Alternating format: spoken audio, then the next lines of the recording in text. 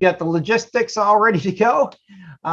Let's go ahead and talk about what we're going to be expecting today for this meetup. So great introduction, everyone.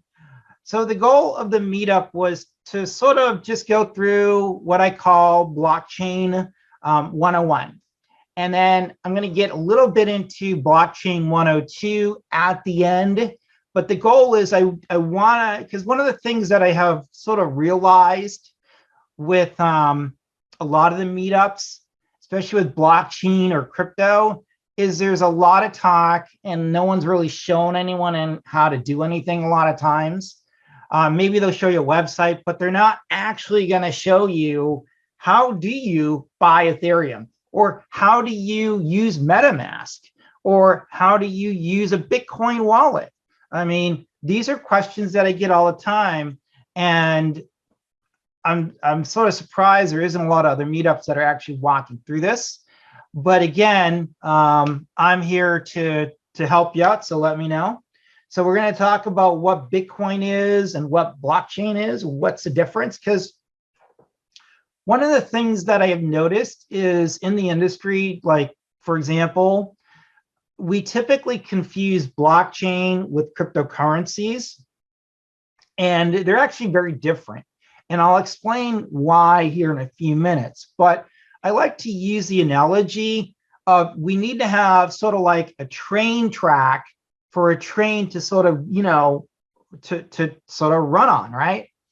So we like to consider, at least for me, my explanation of blockchain is to think about it as a platform.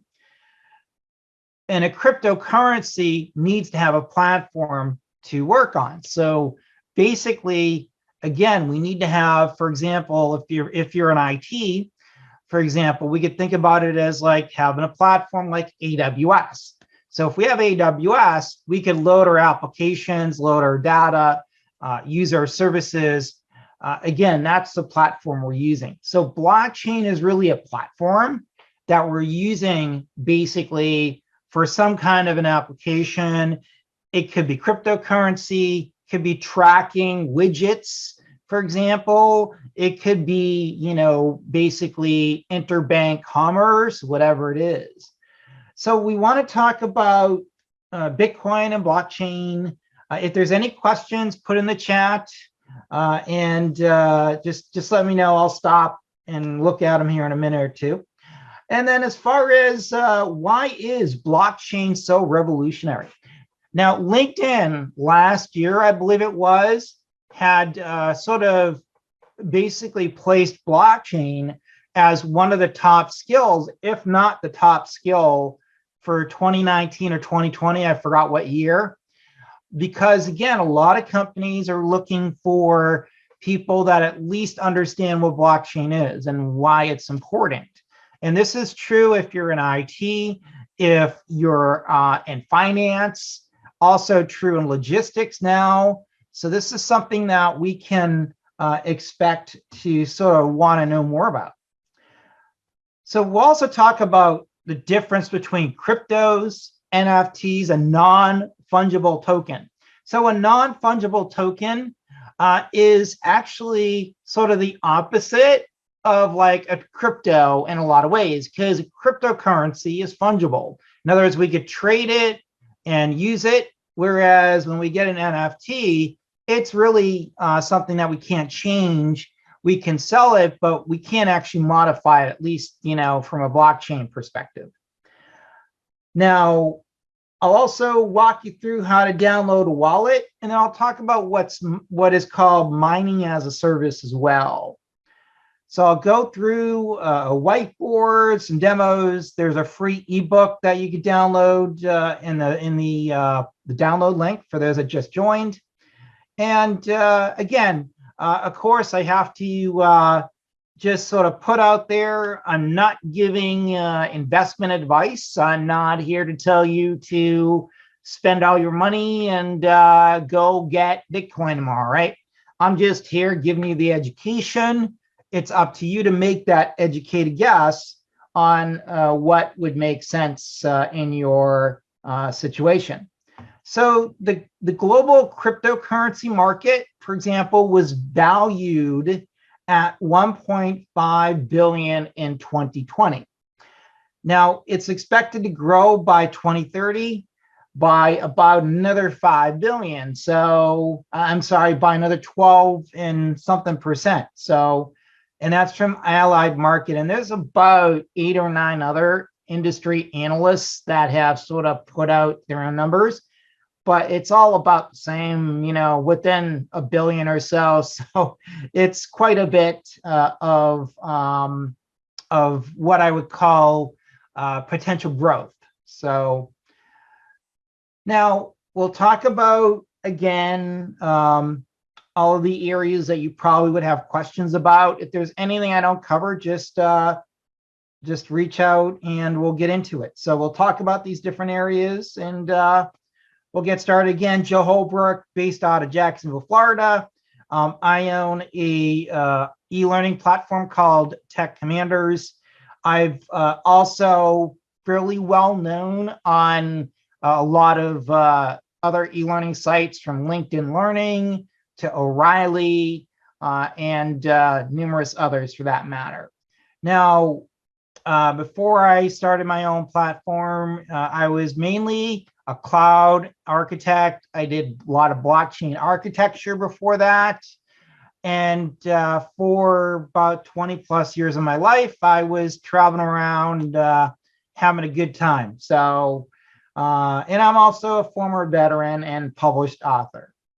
All right, so with that said, let's talk about what exactly blockchain and crypto are. So I get this fruit fly bugging me here, and let me check questions before you get into the next slide. Okay, the link for the documentation should be there. It's in the history, but let me go ahead and put it there again.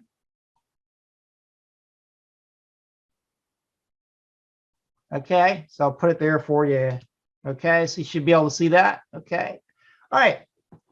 So blockchain, again, like I had stated, a lot of confusion out there. A lot of folks don't really understand what blockchain is and what good it is and why it's different.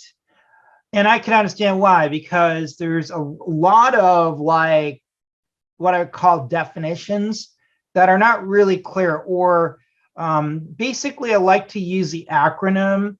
You have to talk to the audience in the way that they're sort of able to relate to. So if you talk to a 6-year-old, it's going to be different than talking to someone that has a PhD in mathematics, right? We get that.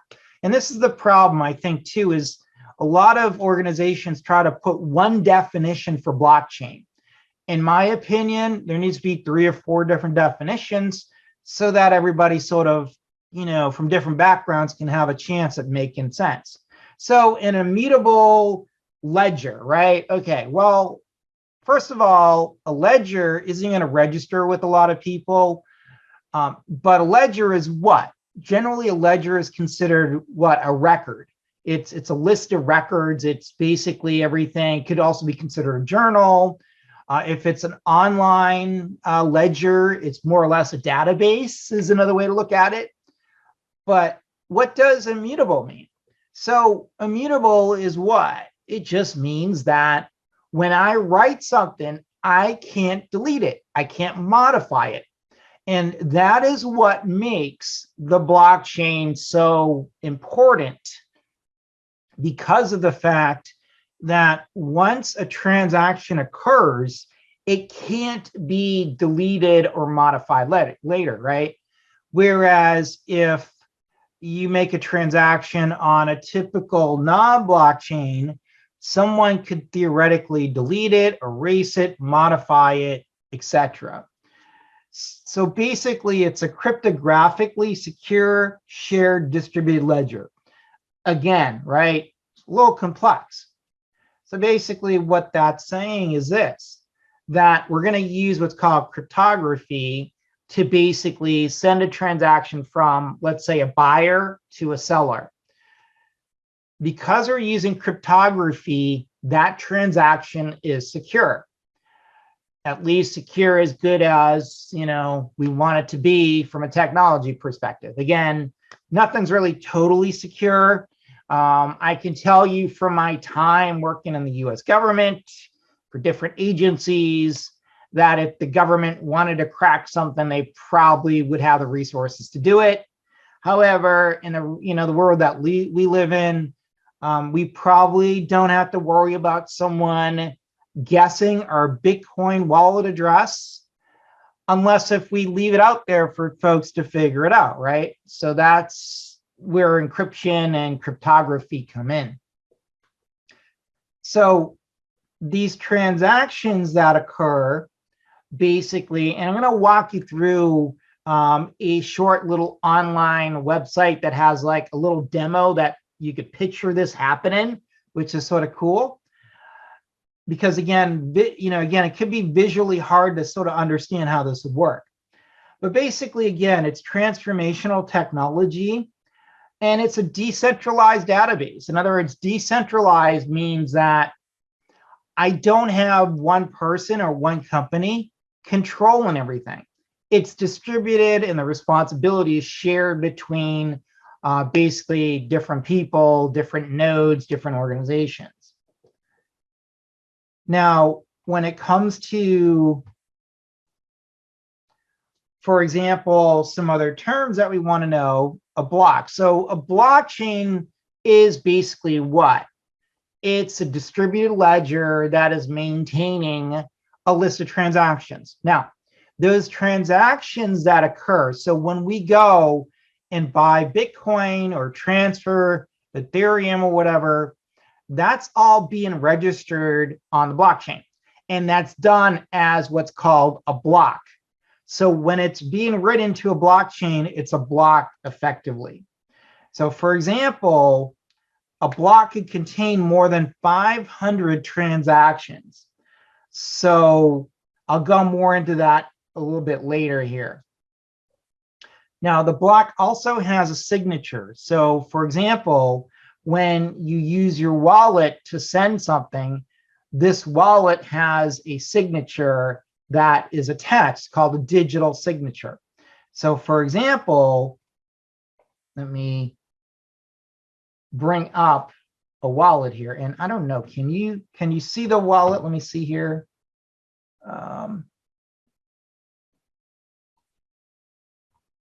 Just do that again. I think you can. Okay. Wasn't sure if I shared the PowerPoint or the screen. Okay. So for example, this is a demo wallet that I have, and I have some Bitcoin in here, and I have some Ethereum.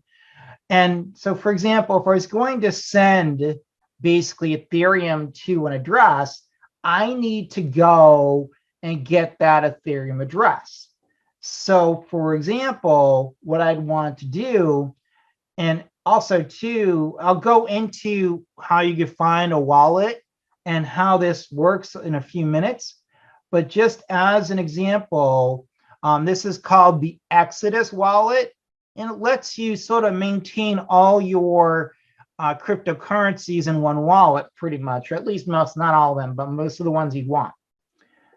So basically here I could go to the exchange and I could go buy Bitcoin, trade Ether, and I've got all kinds of different options. So again, this is a demo wallet that I have.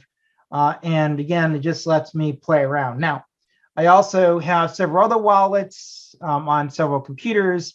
I also have what's called MetaMask, and I'll walk you through that as well. So I just wanted to give you an idea of, again, how this would work. So over here, this is the app you can put on your phone if you want to download it and all that. Now, if we go over here to Ethereum, you could see here, this would be security. So I could go ahead and add additional locks to it. And then also too, I could get what's called, this is a Ledger Nano. This would be another offline wallet where I could download everything and keep it off the computer. Because one of the biggest vulnerability is going to be the network you're connected to typically. So again, this is just one example. And we'll go through that in more detail in a few minutes. But again, when it comes to a blockchain, we need to have a wallet. So the wallet, a sender needs a wallet and a receiver needs a wallet. So basically this wallet you'll have to set up. Now you could do what's called, for example, an online wallet, which is like Coinbase, for example. And you could buy crypto from Coinbase or BlockFi. Usually Coinbase or BlockFi would be the two most common exchanges that you'd use in the US. There's certainly a lot more, but again, just from ease of use, are considered probably the easiest. So a transaction is basically where we're writing to the blockchain. In other words, there's a change in blockchain. Now, blockchain itself is built, for those that are in IT, this would make total sense to you. If you're not in IT, then it may not make total sense, and I'll explain a little bit more. But blockchain is really not new technology. The way it's being used is new in the sense that it's being deployed differently. And the reason is in the tech business, in the tech industry, I should say, we've been using peer-to-peer technologies pretty much for 20 plus years that I can think of. Now, private key encryption's been around as well. The main difference is really how the program is written. So a program is basically going to be the application, the smart contract. I'll talk about what that is coming up in a few minutes as well. But basically, it's built from technologies that have been deployed in a manner to provide a immutable blockchain effectively. So one of the things with blockchain is that we need to be able to establish some kind of digital identity. Now, basically, this is done with the private and public key. The reason that we need to have a digital identity is just so that we can identify this is our wallet, we own this wallet. We don't have to affiliate like with Ethereum or Bitcoin. We don't affiliate like a driver's license with it or anything, but we have to affiliate that we have the right key to be able to use the wallet.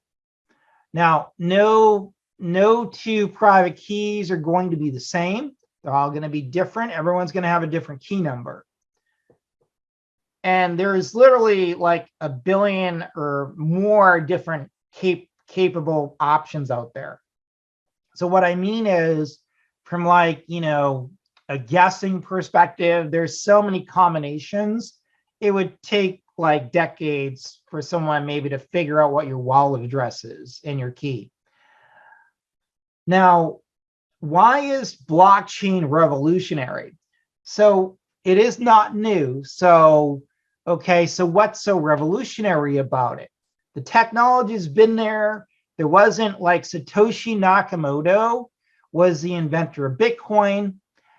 And basically the thing that Bitcoin was really famous for was it was the first real live blockchain use case that was out there to where you were able to transfer basically value from one point to another point without having an intermediary. And that came out, of course, during the financial crisis, as they would say, in 2008. So trust is at the center. It's decentralized. It's tamper-proof. For example, I'll show you how you could track transactions on the Bitcoin Explorer and see what's going on. But basically, blockchain is complex technology from how it's implemented, but it's technology that's really been around as well. So it's not really new. So ledgers are basically what? It's basically a data store. Another way that you could consider it is it's a one-way database. In other words, I could write to the database, but I can't take it off. I can't delete it. I can't modify it. So it is a syncing of technologies. So So we want to think of like blockchain as really the platform, and I'm going to do that comparison after this lesson here in a minute. But just be aware again that blockchain, simply put, is really nothing more than a distributed data store, a place that we store data, and it's immutable. We can't like delete it. And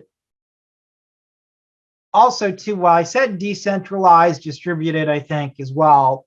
But basically just think about it as a bunch of nodes basically all over the world with Ethereum. And I'm going to show you how you can find that out in a minute here. So let's talk about cryptocurrency first, and then I want to go to some of the demos, and I want to go show you some resources and sort of make sure you sort of get how this works.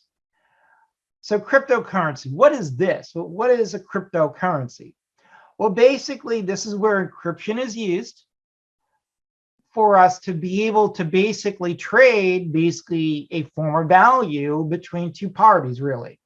So basically, cryptocurrency is using mathematics, encryption, basically as a way to secure, the value, the currency, right? So basically, again, we know that it's secured basically by cryptography, and it's called a currency because it's, has value to it, right? At least that's what people, think, right? So basically, again, another thing you might hear is digital gold and digital silver. So basically, Bitcoin has been known as digital gold effectively. And then digital silver is sometimes referred to like Ethereum or Litecoin as well sometimes. But Bitcoin is the largest, most widely known cryptocurrency. It has the largest market cap. It's over $1 trillion.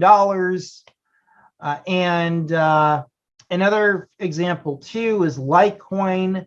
Litecoin was originally known as a digital silver, but I think those days are over because no one really uses Litecoin. It's hasn't gone anywhere in, 4 or 5 years, I think, literally. But again, cryptocurrencies can be everything from Bitcoin to Litecoin to Dash to Ether, Ripple, Dogecoin, and there's thousands more out there. Now, Bitcoin. So what about Bitcoin, right? Everybody wants to know about Bitcoin.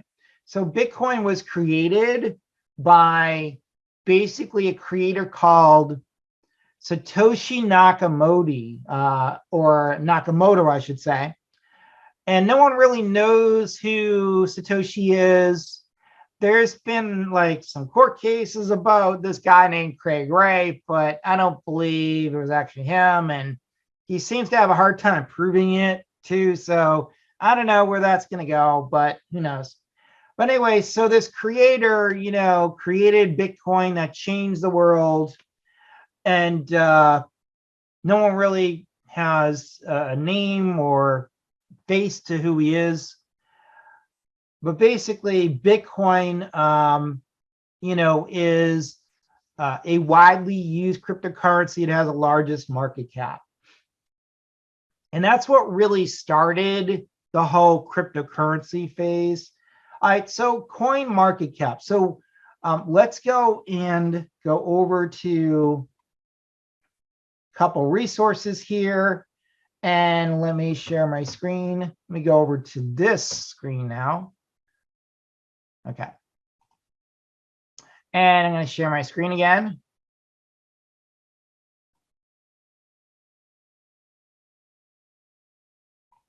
I think that's the one. Yes. Okay. All right. So let's go have some fun now. Again, I'm trying not to PowerPoint everybody to death, but I want to go into some demos. And if you have any questions, let me know. So one of the questions I would normally get, and I would expect someone new to cryptocurrencies to sort of want to know as well, is how do I find out what cryptocurrency, is, or what is the price, what's the number one cryptocurrency, and what's it trading for, and all that. So the best resource is to go over to a site called CoinMarketCap, and I'll leave the link here for you in the chat. So let me put that in there. Okay. Now, let's say, for example, now there's, on any given day, you'll see like the price of, I'll just talk about Bitcoin, and then I'll talk maybe about another one that seems to be picking up, like Mana, for example, or even XRP is a funny one. I'm still not sure what to think about XRP until all the legal battles are done with the SEC and investors and all that. But let's say Bitcoin or Ethereum. So Bitcoin is trading right now at about 36,428 per Bitcoin. Now, so if you want to buy one Bitcoin, it's probably going to cost you about $38,000. So you're probably saying, Joe, but it says $36,428. Well, if you're going to do that, you have to pay what's called mining fees, basically transaction fees. And then if you use an exchange, they're going to charge you a fee as well. And that could be, anywhere from 0.5% up to 3% sometimes of that transaction. Right now, Ethereum is absolutely horrible. It's horrible for fees. And that's one of the things, as a sort of techie and someone that sort of uses Ethereum quite a bit, I don't understand how it's going to last, because the fees are literally like double what they were last year. And again, I think part of the demand is driving it up, but when the prices go up so high and the gas fees go up to maintain your application, this is where the challenge will come in over time, because you could build in the cost, but there'll be a better, more efficient blockchain down the road, which there already are, to be honest. But again, that's just my take on it. So whether you buy Bitcoin, Ethereum, Cardano, there's going to be fees involved, and they're going to vary widely. So for example, if I go to Bitcoin, this is going to give me information on Bitcoin, on like how it's trading today. If I want to look at 1 year, you could see like it was 31,000 in July. It shot up to 63,000 or so in November. And now it's back at, 36 or so now. Again, now I love hearing these CNBC gurus, talk about how Bitcoin is a store of value. Okay. A store of value does not fluctuate 100%, 300% in a year. I'm sorry. I don't care. That goes totally against Economics 101. Anyway, so don't consider cryptocurrencies to be a store of value unless it's a stable coin and it's tied to a currency like the US dollar, not the euro, the US dollar, right? That's really the gold standard, right? So just be aware of that. All right. So I'm not really here to talk about trading or anything. I'm really here to just give you the stepping stones so that you could go and move on to set up your accounts or buy your Bitcoin or go deploy your NFT or whatever you want to do, right? So that's why I want to help you at least get started in the way you need to get started. Okay, I did want to show you visually one thing that I think is important. Anders,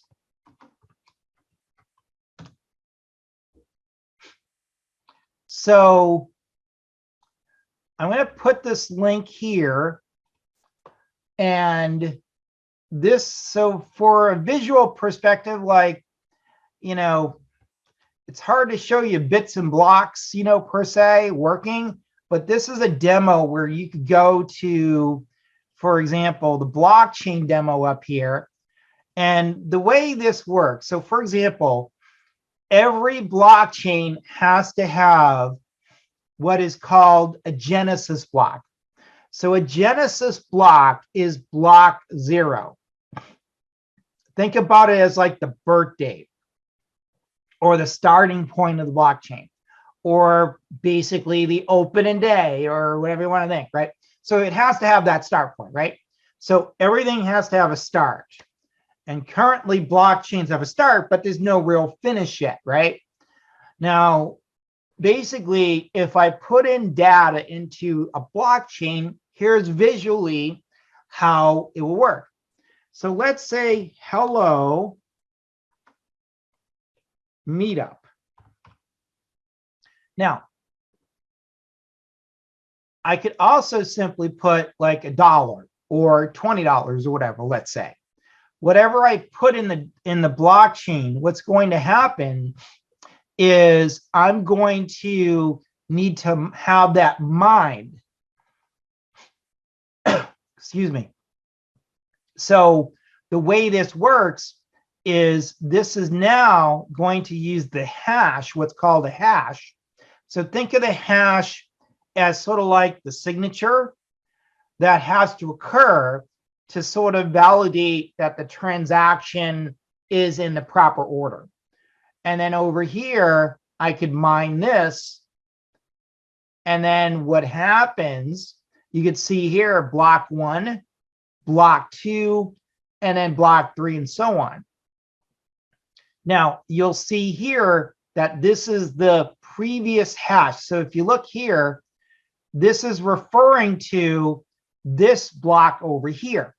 Now, to make it a little bit more clear before we move on, we want to go to a quick whiteboard. And what are they doing here?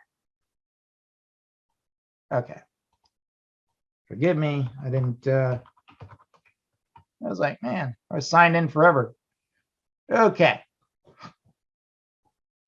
All right. So, all right, let's see. I probably have it somewhere. I've got so many, I don't even know where to find it. So let's just do a new one here quickly. All right, so let's talk about a blockchain. And this is true whether it's Bitcoin, Ethereum, Dash. They all sort of work in a similar manner from like a transaction perspective. Now, the way they're mined and the way basically things are paid for are going to be different based on different blockchains or the algorithm that's used. But overall, here's a high level perspective. And it's really straightforward. It's really simple overall. So the first block of a blockchain is called what? It's called the Genesis block. And I'm also going to show you the Genesis block on Bitcoin or Ethereum as well, whatever we get to. So this is called the Genesis. And I think I spelt that wrong, as always, probably. Yeah, I think that's right. Okay. And basically, this is the Genesis block. Now, the Genesis block, let me do that again.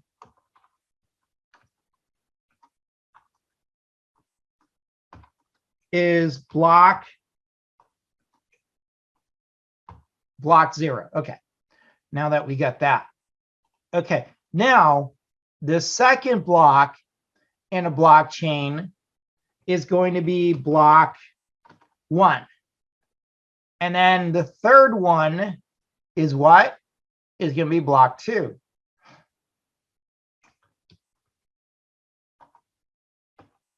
Okay, so you're probably saying, Joe, well, what's the purpose of this? Well, what are you trying to show us? All right, so very simple.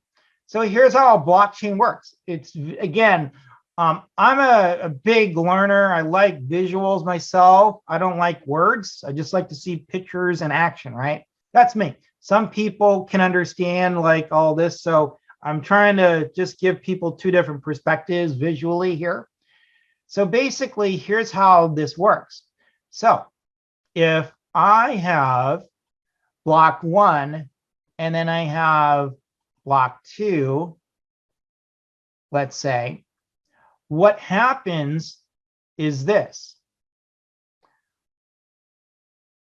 This is the first block that's written, and then block 1 is going to not only be written to the blockchain, but it's going to refer to block 0. Now, if I go back over here to the blockchain demo, what is happening is block 2 is effectively referring to what block? Block number 1. That's pretty much how it works. Now, what makes this immutable? So if I go back here, for example, once I write to the blockchain, I can't delete or modify any of this data. If I do, then, well, it won't work, but this is just showing you that this is not correct. So you have to go mine this again, and then you'll see that this will change. And then you'll see the nonce. The nonce is a random number that's assigned typically. So what has occurred here is very simple. When I write here, and then I write here, this is then going to refer to this block. Now, this is immutable. In other words, I can't modify this. I can't modify this block or this block. The only thing I could do in a blockchain is append. So when I append, what am I going to do? I'm going to write another block here. Now that block is going to be what? It could be in Bitcoin, it could be hundreds of transactions that are written. So you're probably saying, well, Joe, doesn't it write after every transaction to the blockchain? No. The reason that Bitcoin miners are actually making money is what they're doing is they're able to mine competitively, and they're collecting transactions, and then in a block, which is basically going to be a chunk of data that's going to be written to the blockchain. So effectively, what's happening over here is there's going to be just a bunch of data that is going to be written, and there could be 30 transactions when it's writing this or 300 or whatever. It depends on the size of the transactions and the signatures and all that. So it's varied. You just never know. And so that's basically what's occurring. Is there any questions on sort of that perspective? Does that make sense to everyone? I guess if there's anything that doesn't make sense, definitely speak up. And okay, so there's no questions. Let's go ahead and move on. Now, there is also what is called, and that out of the way, what is called MetaMask. So MetaMask is going to be, if you're a developer or you like to use a lot of, like, for example, now I've got at least 3 accounts with MetaMask on 3 different computers. So this one here, for example, is just one I just set up the other day, just for the fun of it on this computer. And basically this is my account here, and I'm on the mainnet. So you could also add additional networks.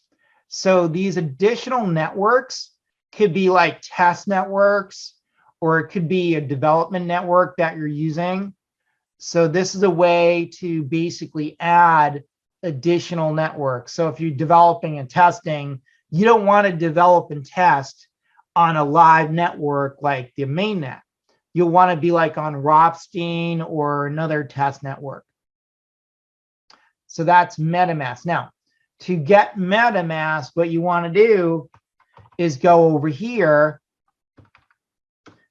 Now, MetaMask, just to clarify, is a Chrome browser extension.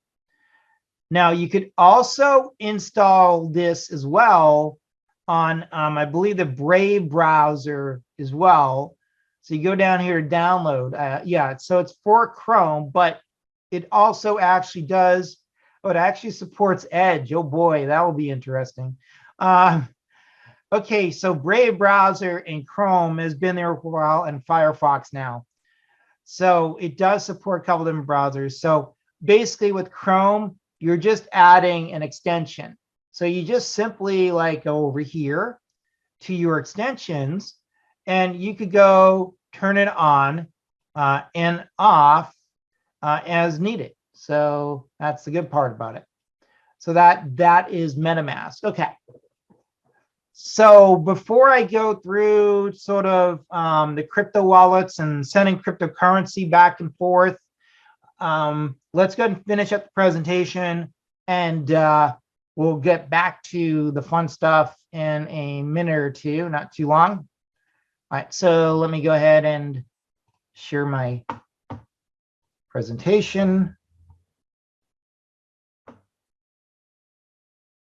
And let's see here, share my screen.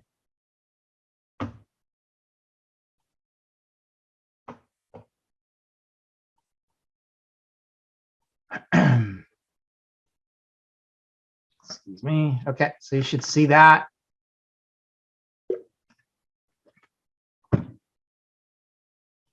Okay. I think you could see that now. Okay. All right, so another thing that comes up quite a bit is what's called an ICO. So an ICO is called basically an initial coin offering. And it's very similar, at least, no, not really very similar, but the concept is the same. So what I mean is an ICO is basically a fundraising event for like the owners of a crypto platform. But it's similar from how like an IPO is in the stock market, where you have this fundraising event basically that occurs. And that's really, you know, the similarity really at a high level. Of course, the way it's done, you know, with the stock market and the crypto market is two different things. But ICOs are used by developers of a new cryptocurrency to raise capital, basically. So what's the difference between a blockchain and a cryptocurrency? Well, basically, digital currency, a cryptocurrency, is again going to be used as a currency. In other words, a trade, a value, a point of value. Currencies are generally not mined. I mean, they're mined and not printed, I should say. So if it's a digital currency, it's going to be mined typically with computer power. Whereas if it's like a non-digital currency, like the US dollar or something that's printed, right? We need to have a blockchain platform. And generally these currencies could be considered like digital gold, digital silver. Bitcoin has the largest market cap, and Bitcoin is enabled by the blockchain. In other words, if we didn't have blockchain technology, then Bitcoin would probably not be existent today. There just wouldn't be any real use case for it. Now, when it comes to a blockchain, again, this is a platform, right, that we're using. So the main difference, again, is blockchain's a platform. Cryptos like Bitcoin need to have a blockchain platform. And this is sort of the breakdown where we have a blockchain.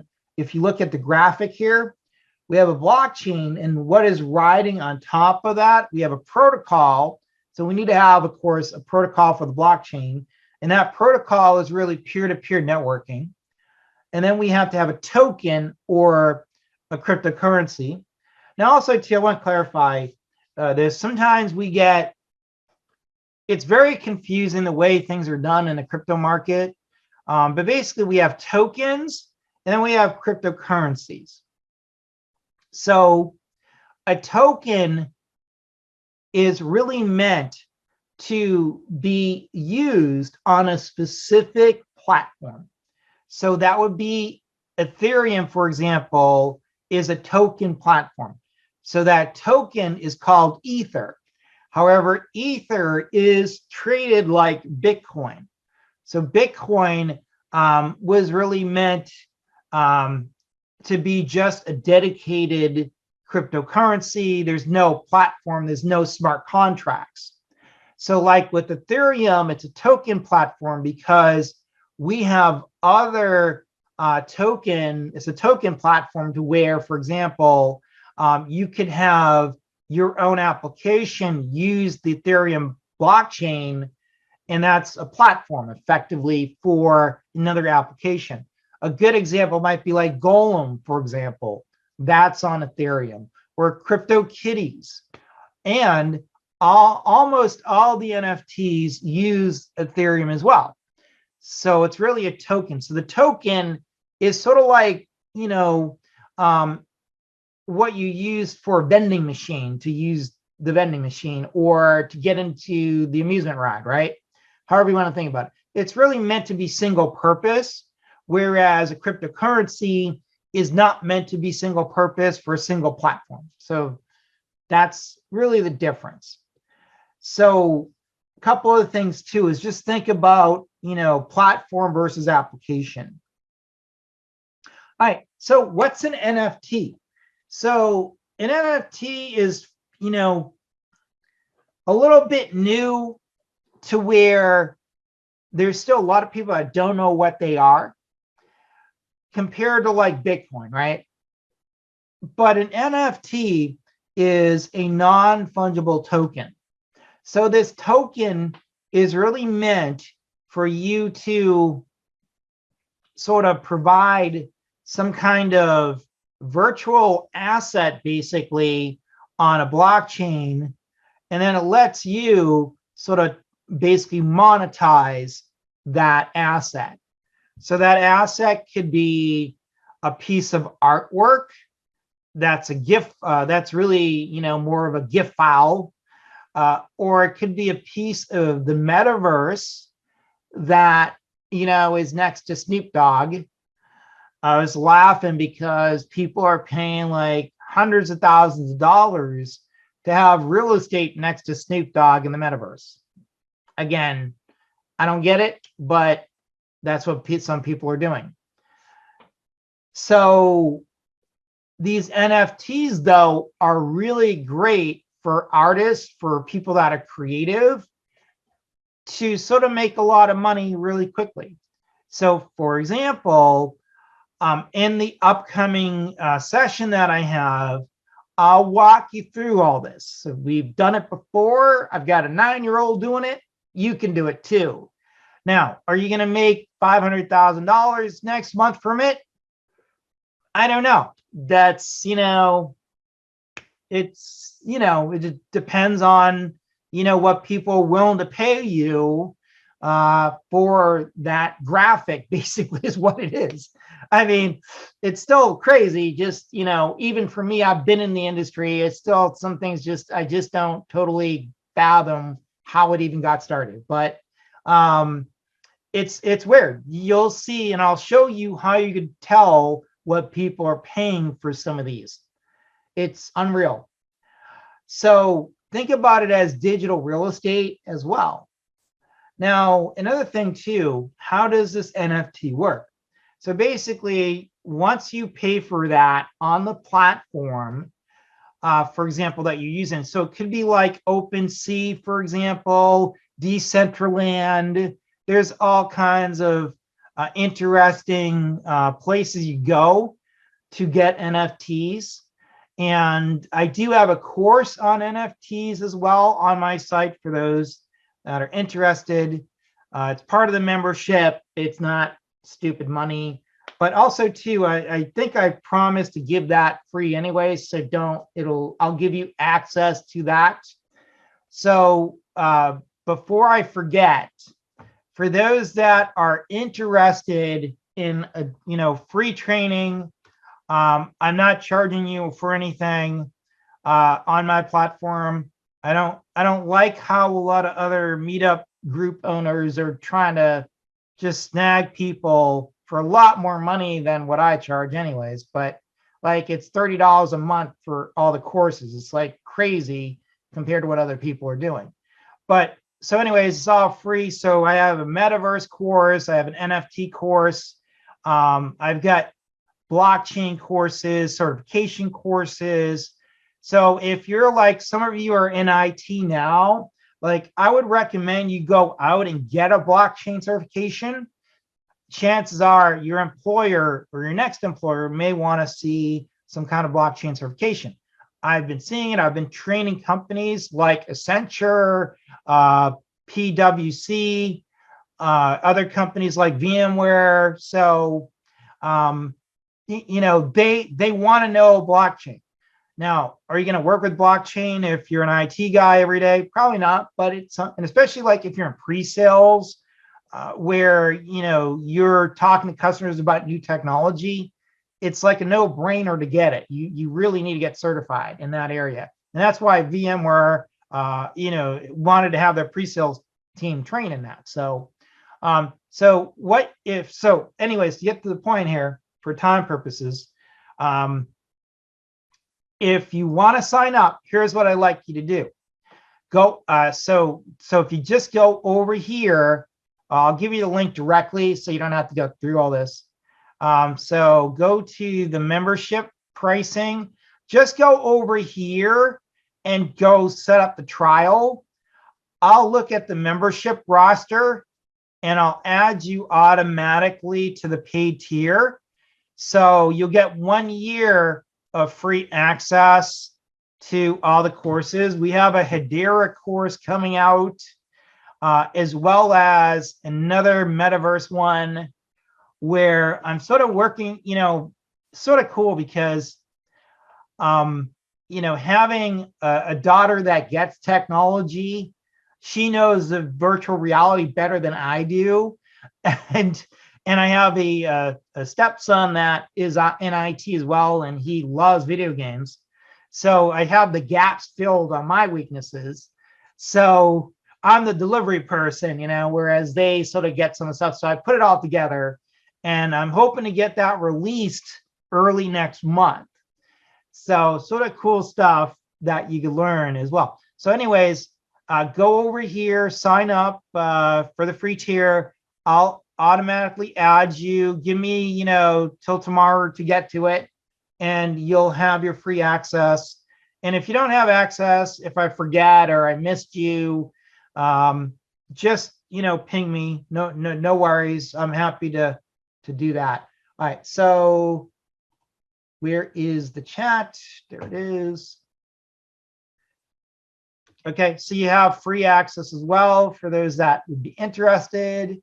Okay. Now, as far as and let me just see where, okay, NFTs, am I sharing that screen? Okay.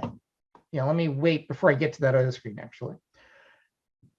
Okay, so in the chat, I put that link. Okay.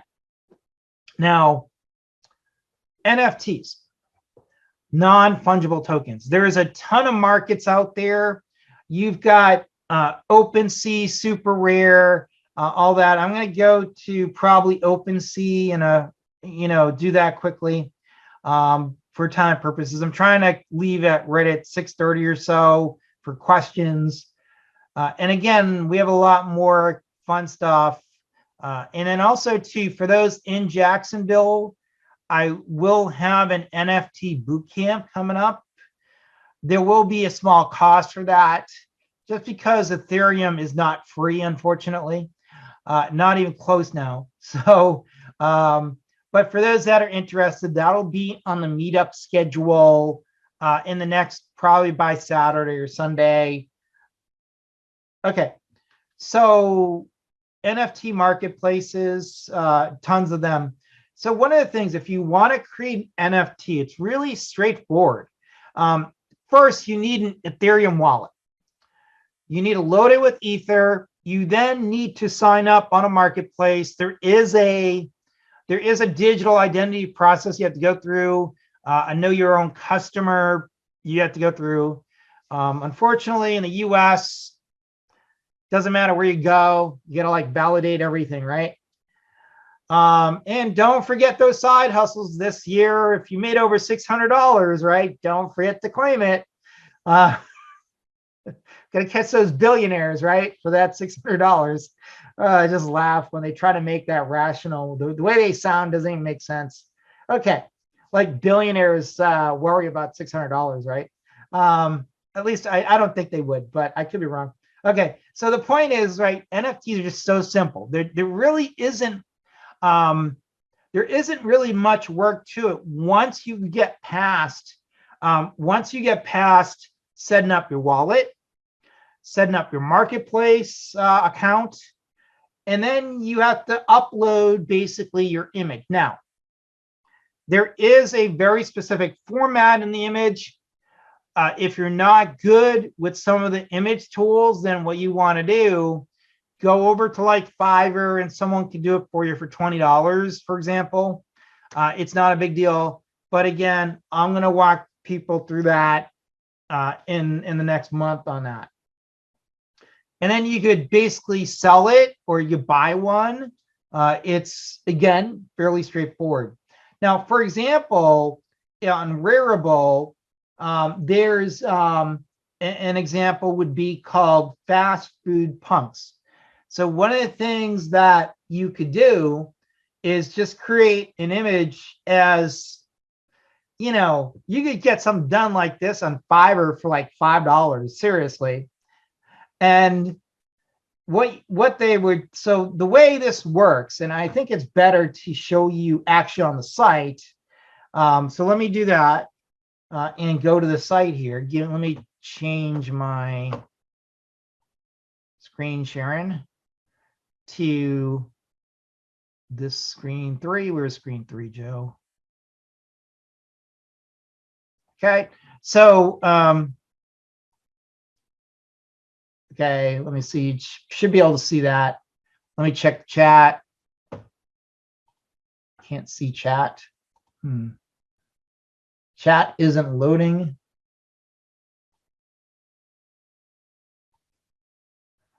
I don't know. I guess I could try to refresh my screen or something. I've never seen a chat issue. Sorry about that. Okay. But again, if there's anything, I'll open up the line. So if there's any questions, just let me know. Okay, so let me just make sure. Okay, so you should be able to see my screen now. So for example, if you go to any number of sites that are on NFTs, you go over here to explore. And the way NFTs work typically is you're going to create a collection, and that collection, like for example here, I think it's on a different site. It's called Cyberpunks or Cyberpunk Apes is another one.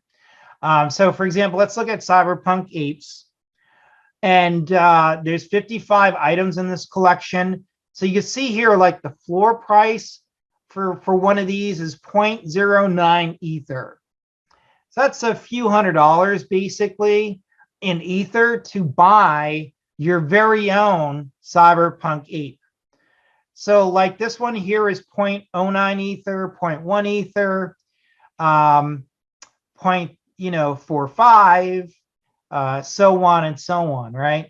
So over here, you could put in like a maximum price, 100 to 1,000, and then it'll pull up in, US dollars these are the ones that you could buy between $100 and $1,000.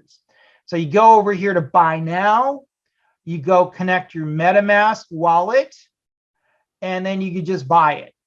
So for example, it's just one simple thing you could do. Okay, so, and I also want to show you how you could set up your Ether wallet as well. So everybody see my screen okay? I just want to make sure you don't miss this for those that are interested. Okay, looks like you can. Okay, all right, so what I'm going to do is I have one of my Coinbase accounts that I use for the fun of it when I do training. And so what I want to do now is I'm going to go over here to buy and sell. Now, I think I have some, I have money available already. So I want to buy Ether. Then what I want to do is when I buy this Ether, I want to send the Ether to MetaMask. And then I also want to buy Mana. And I'll show you why I want Mana later as well. So I go over here to Ethereum, and I just want to buy 100. Now I want to show you the fees. This is what pisses me off about Ethereum. So if I go over here, so you can see here that when I preview the buy, okay, so the purchase, actually it's not too bad today. Yesterday it was like double. So I guess the load on the network went down a little bit. But again, you'll notice that for $100, they're going to take away $3, which goes to the Ethereum network. And then Coinbase is going to take $3 as well. So that's 6% just gone using Coinbase. Now, I could use, for example, BlockFi as well, which is another popular site, and their fees could be a little cheaper as well. Now, one of the things too, with the fees with these sites, they work on a flat fee and a scaling fee. So you have to pay attention to that. But because this is a tax write-off, I'm doing this for training and I don't really care. I'm going to go ahead and just spend that. And basically, I now have my Ethereum. So now what I could do is go view that purchase to this account. And you could see here, I bought Ethereum. And this is the reference code. And now what I could do is go back over here to overview. And this tells me that 77% are buying. It just gives you the popularity, what the supply is, tells you the typical hold time for Ethereum. And then you could also stake with Ethereum 2. I got thoughts on Ethereum 2. I'm not sure what to think of it yet, but that's another story for another day. So that's how I could buy Ethereum. Now, here's what I want to do. I want to go over here and send Ethereum to an address. So let's say I want to spend, okay, I don't know, let's say $20 to my wallet. Here, now you'll see right here that it's asking me for either a mobile address, an email, or an address. Now, the simplest way is to go over here to your MetaMask account and log in. And I could also, for example, use, for example, my wallet as well. Let me bring that over actually. So I could also bring up, for example, my Exodus wallet. And then over here, you can see that I have Ethereum. So for example, I could either send or receive Ethereum, and then settings are over here. And then, oh, I'm sorry. And then over here, for example, exchange, I go over here to exchange. So I could exchange, for example, Bitcoin for like Ethereum as well, if I wanted to. And then I could enter like the amounts that I want to use. So that's just one of the things. And then the Bitcoin fee, it tells you, would be 61 cents down here to do that. So there's all kinds of different options that you could use. I'm just going to go ahead and send it to my MetaMask for the fun of it. And then we'll wrap up talking about the metaverse. Okay, so I need to put in my MetaMask address. So what I want to do is over here is my account, and I copy that account. So I go over here and I paste that in there. So that's my Ethereum blockchain address for this specific MetaMask account that I have. And I just go continue. And it says it's going to take, okay. And this is what I love about Ethereum. Do you see how that $20 is now for me to send it? In other words, for me to send it on the Ethereum mainnet on the blockchain, that's $8.64. What is that percentage? Anybody want to guess? And this is the problem with Ethereum right now. This is why a lot of new platforms are looking at other options, because it's getting so expensive. Anybody want to guess? That's what? That's like 864 divided by 20. That's more than 30 something percent, right? Almost 40%, right? It's crazy. Anyways, enough complaints. So you get your warning saying, once you send it, you're going to lose it if you don't do it right, right? Okay. So now I have to go enter my code, and give me a second to get my phone.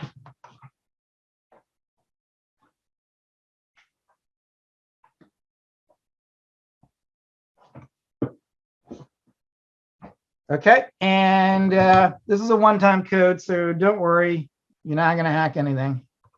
Just for the fun of it, just want to show you, because again, a lot of meetup groups, they don't show people anything, and you got to wing it, and it is what it is, right? Okay, so go over here, confirm. Now it's done. So what I want to do now is I go back to my MetaMask, and you can see there that it's 1084. Now it's going to take, it could take a few minutes. So let's go and do a quick refresh. And that might, again, we'll check in about 30 seconds or so. Okay, there it is. Sometimes you can see there it went from $10 to $30. So that transaction just came in. Now, what's cool about this is I could go over here and I could go view this on the Ethereum blockchain explorer. And this is what makes the blockchain really cool as well, is that there's transparency. Now, no one's going to know that this is my wallet unless if I tell you to, right? Or, you know, one of 4 or 5 I probably have. But anyways, what I'm getting at here is you don't know from, you know, other than, you know, using what's called pseudo-anonymous approaches, you're not going to know, you know, whose wallet is what. Now, this is just that transaction. It tells me the Ether price was this at the time. Here was the transaction fee, $8.93. The value of Ether was, again, about 1084 for that one transaction. That was a previous one, I think. And again, that's just one way you could see what has occurred. So that is MetaMask. Okay, so now one more quick note. So let's say I put in 0. When I put in 0, that gives me a block height of 0. That is called the Genesis block. And you can do the same thing on Bitcoin or any other blockchain that has a transparent blockchain explorer, basically. So basically, this is the first transaction. It basically was July 30th, 2015. So that was what, almost 8 years, well, 7.5 years ago, or whatever, right? So that's the first transaction. Now, to go to the Bitcoin Explorer, there's a few of them. There's no right or wrong one. But for example, you go to blockchain.com and go type in 0, and then it'll give you the Bitcoin one here, block 0. Now, the first transaction, the timestamp was 2009, January 1st, January the 3rd at 13:15 p.m. So, and that was basically for basically the volume was basically, that's the Genesis block, right? So that was basically 0. It just initiated the blockchain. Then if you put in 1, go back here, and you could see the here, this is like right after, and you could see there 50 block rewards was giving. And again, this is just more of a test. So you can see the history of the blockchain. Now, what's also cool is you could see here, here's the hash. And then you could see here, the next transaction after that was this transaction. And then you could see that had follow-on transactions as part of it. And then you go scroll through each. And so again, this is just a way that you could see the block height and, basically see how many transactions was in a block. So this is actually sort of cool. Any questions on anything so far? Okay. All right, so let's go ahead and talk about the metaverse. All right, so let me share my screen back to the slide deck quickly and talk about the metaverse. Okay, so for those that missed it, I think last week I talked about the metaverse in the Meetup group, and sort of fun to be able to talk about that and see where we're going with that, I think, as well. So that presentation is available on Dropbox, and it's also on YouTube as well. And let me go ahead and pull that up. Okay.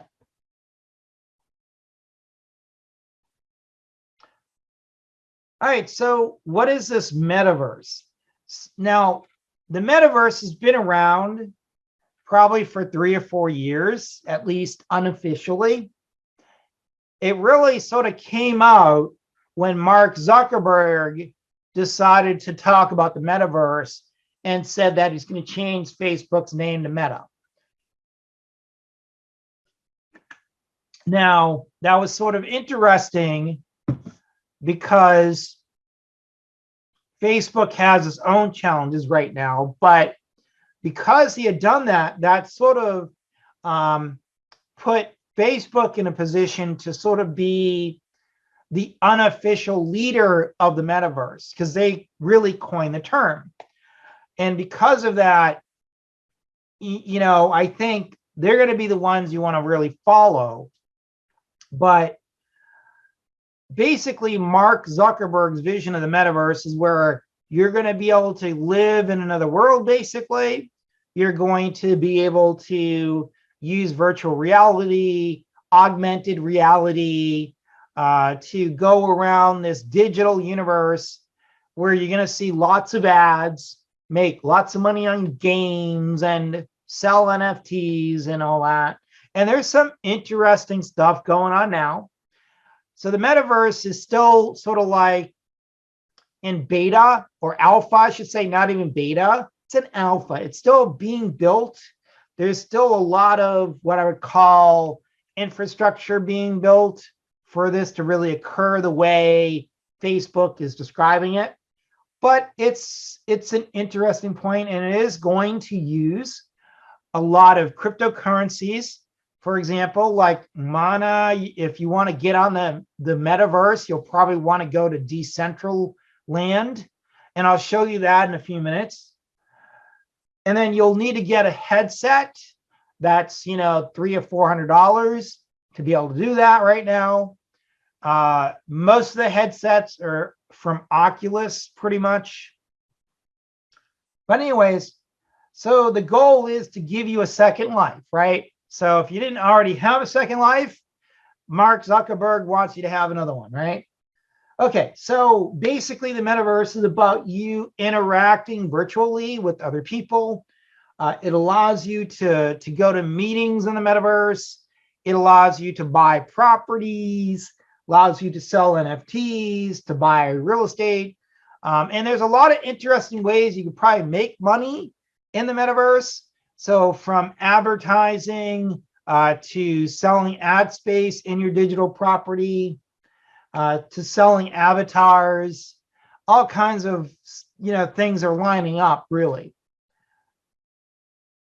So again, the goal isn't to talk everything about the metaverse in this. I just want to give you sort of a quick taste. We did talk about it last week in detail, but there is a lot of crypto involved. So I want to talk about it because of the fact that to get on the metaverse, you're going to probably need to buy cryptocurrency, such as Mana or any other number of tokens that'll be available in the next months and years.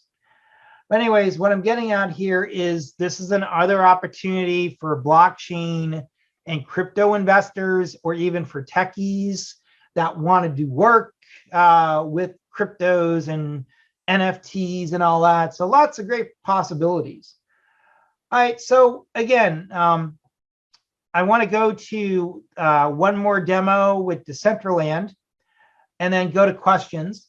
But basically, feel free to go sign up on my site if you want to get the free courses. Check out the Meetup group schedule. Lots of exciting stuff.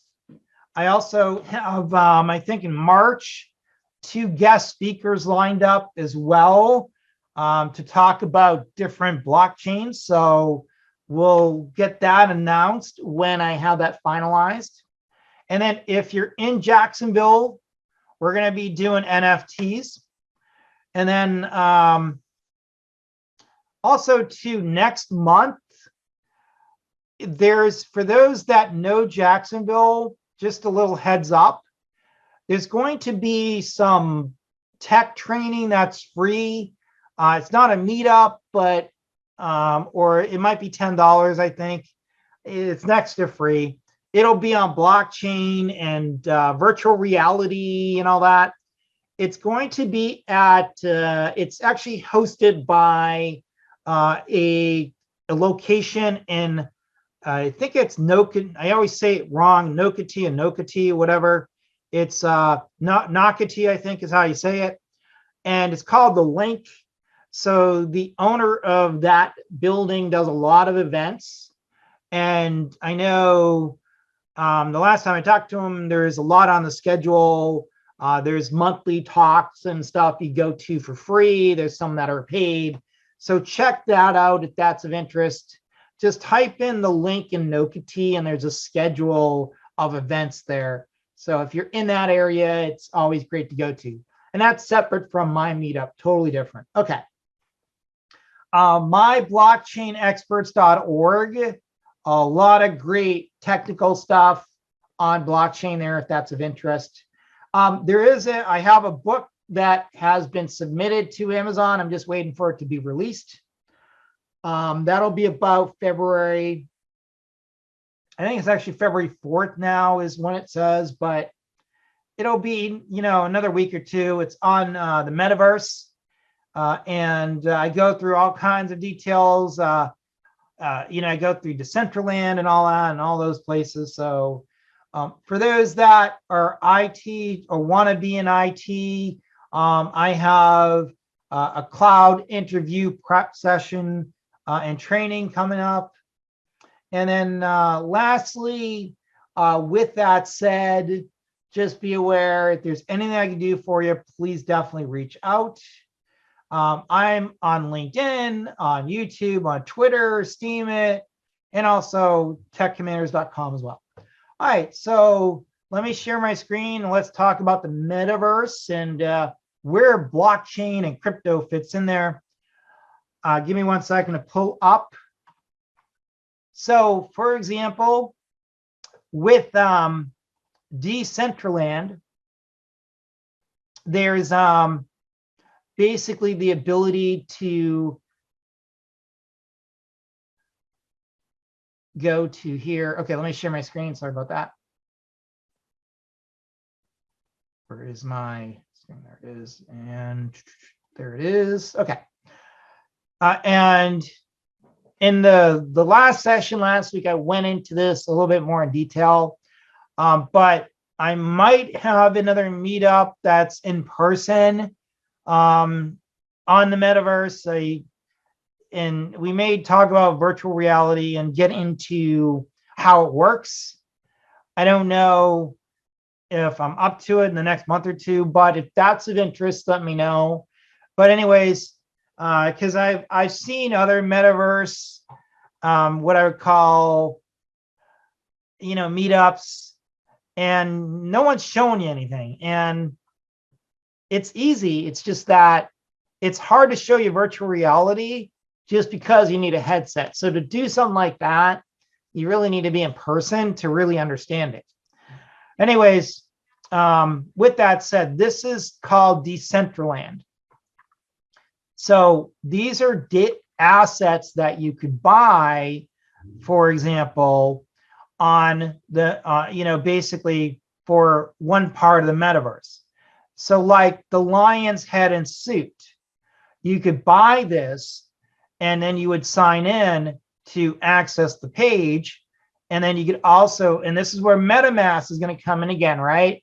So you sign in basically with MetaMask. And I won't go through this just for today because it takes another 15, 20 minutes. But you would sign in with MetaMask, sign into your account.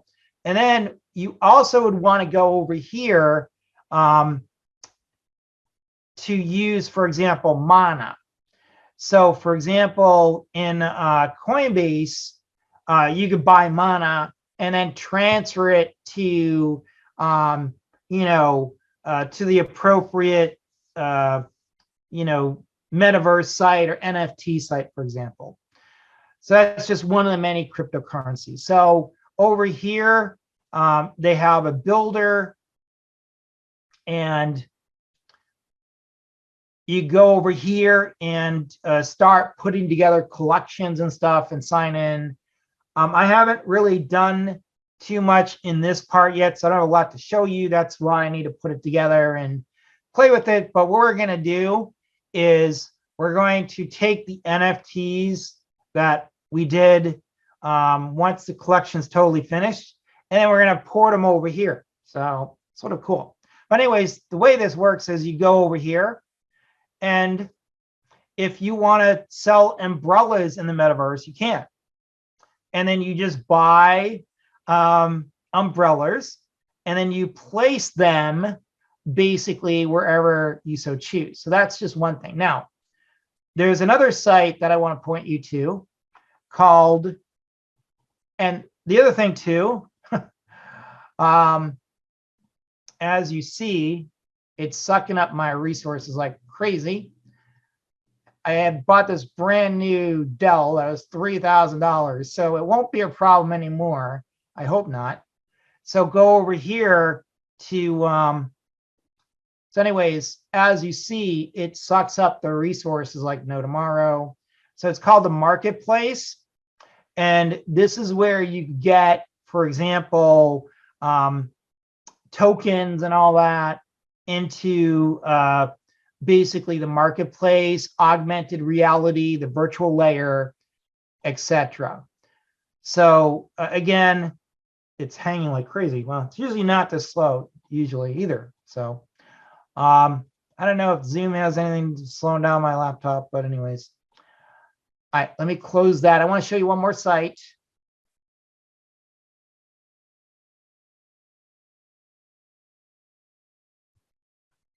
So it's called Sandbox. So if you haven't seen the Sandbox, this is sort of cool. And it's it's basically a game. And what you do is you go over here. And again, this is NFT focused and it's tied into the metaverse. And it allows you, once it comes up, usually isn't this slow. Maybe it's just real busy. Okay. So over here, what you want to do, this is the cool part. Go over here to the map. So this is where you could buy your land now and get on the metaverse. And what you want to do is go over here to the map when it loads. Sorry, it is so slow. Okay. And you could see here, this is the graphic. So everything that you see once it loads, you could either purchase or it's sold. So you have to look and see. And once this pops up, you could go and basically purchase your own gifts, basically. And you could select a size over here. And then you put in your wallet. And then you could also sell stuff. And it's tied into OpenSea as well, which is another, and you can see here, right? So you could see that over here, this is popping up little pieces of virtual real estate that were bought. And this is the larger map. And you can see that certain areas have not been built out yet. Now, Snoop Dogg actually bought a property, and I'll pull up the article. It's sort of interesting. Let me close this. Okay.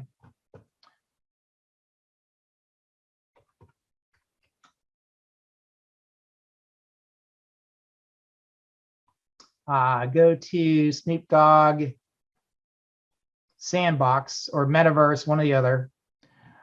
And if you look up, basically it tells you, that's not what I wanted. This is very frustrating. Okay.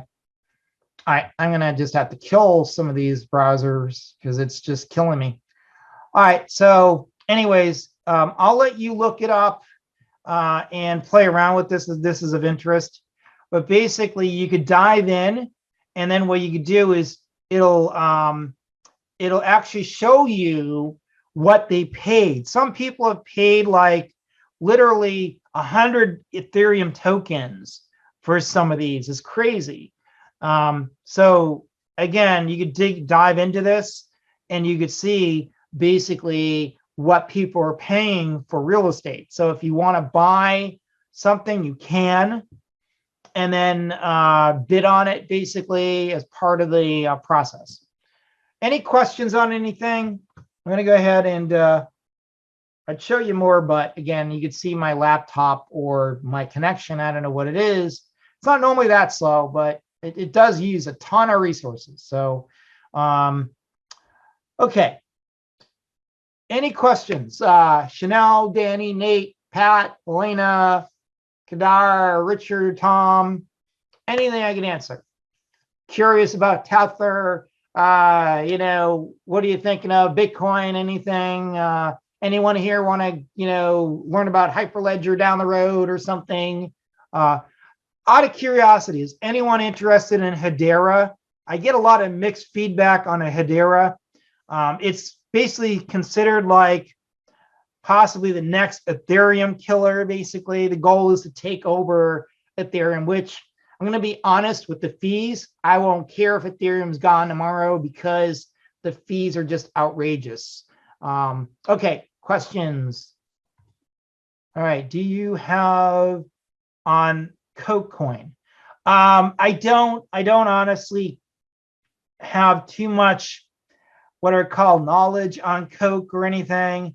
So I don't have much to say. No, I could look into it for you, but I don't have anything really, to be honest.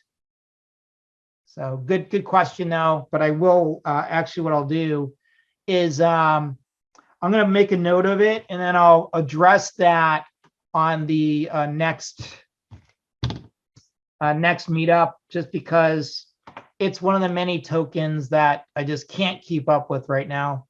I'm sort of more into the Dogecoin or Facebook Deem that's coming out. So I know a lot of those, but yeah, great question. Okay, and next question.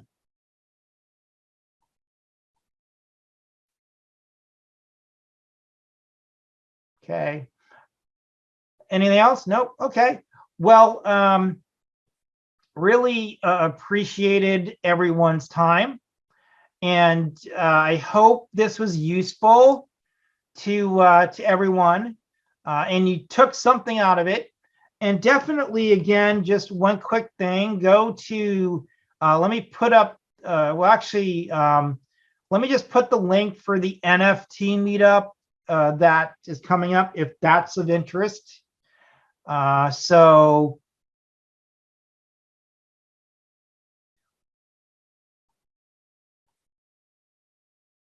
again, for those that are interested, there is a meetup coming up on NFTs next month, and feel free to join in on that. All right, so with that said, any Q&A? Yes, thanks, Nate, much appreciated. And again, I hope to see everybody next month. And if there's anything else these guys would like to talk about, or want me to find out about, or find a speaker for, let me know. I'm happy to do anything I can as well for you. Okay, great. Any other chat? Okay, thank you. Thank you, Richard and Elena and Kadar as well. Okay, and so I don't know why some people are getting the chat and some people aren't. I don't know what to say.